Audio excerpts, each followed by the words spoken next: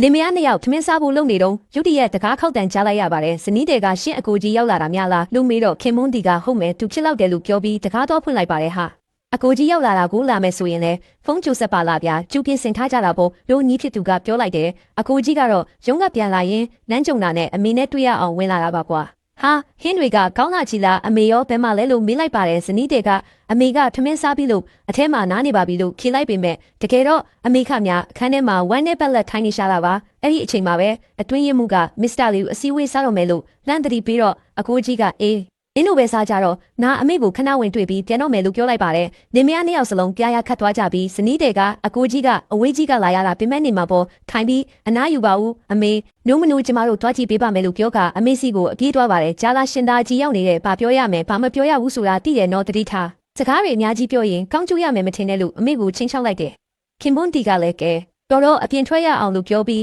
အမေကိုအပြင်ခေါ်ထုတ်လာကြတယ်။လင်မယားနှစ်ယောက်ကအမေပေါ်ဟန်ဆောင်မြတ်တာတွေပြနေကြတာပေါ့။အကိုကြီးကအမေနေကောင်းလာလို့မေးတော့ဇနီးတွေကအမေခြေထောက်တွေတိတ်မကောင်းဘူးဆိုပါပေါ်မှာပဲထိုင်ပြောကြတာပေါ့လို့ကြားဖြတ်ပြောပါတယ်။တားကြီးကအမေဒီအိမ်မှာနေရတာပြောရဲလားလို့မေးလိုက်တယ်အမေကတားရဲ့အမေလေးတို့စကားစလိုက်တုံးမှာပဲချွေးမကဖြတ်ပြောပြန်နဲ့အကိုကြီးစိတ်မပူပါနဲ့နေတိုင်းအမေအတွက်ကျမကိုယ်တိုင်ချက်ပြုတ်ကျွေးမွေးပါတယ်အမေကြိုက်တာတွေပဲကျွေးတာပါလို့ပြောတယ်အကိုကြီးလည်းအေးပါကွာကောင်းပါလေလို့ပြောပြီးပတ်စံတချို့ထိုးပေးလိုက်တယ်ကျွန်တော်ဒီရက်ပိုင်းအလုပ်တွေရှုပ်နေလို့ပါမေအားရင်အမေကိုလာခေါ်ပါမယ်ကျမကြီးကယူဆိုင်တော့မေလို့မာတယ်သူပြန်ခါနီးမှာအမေကတားအိတ်ကက်ထဲကိုတစုံတစ်ခုထည့်ပေးလိုက်ပါတယ်တားကြီးပြန်သွားတာနဲ့ချွေးမဖြစ်သူကပတ်စံတွေကိုလူယူပြီးရှင်သားချစ်တော်ပြန်သွားပြီးအလုပ်ထလုပ်တော့ဘာတွေတွေးနေမှန်းလဲမသိဘူးလို့အော်ဟစ်ဆဲဆိုပါတယ်ပြီးတော့လင်မယားနှစ်ယောက်အနမ်းမရထမင်းထိုင်စားကြပြီးအမေဦးကြီးကတော့အလုပ်တွေလုပ်နေရရှာတယ်အချိန်နဲ့ကြာတော့မှတားကြီးကအမေသူ့အိတ်ကက်ထဲတစ်ခုခုထည့်ပေးလိုက်တာကိုတတိယသွားပြီးစားတဆောင်တွေ့လိုက်ရတယ်တားရီအမေဒီမှာမပြောဘူးကွယ်နေတိုင်းကတင်ပေးမှထားတဲ့ပေါင်မုံ6တွေကိုပဲစားနေရတယ်မြို့ချလို့တော့မဝင်ပါဘူးတားရဲ့အမေလေးအသားဟင်းရီပူပူလေးတောက်ချင်လိုက်တာဆိုတဲ့စာကိုဖတ်လိုက်ရတယ်စာကိုဖတ်ပြီးချင်းဒေါသ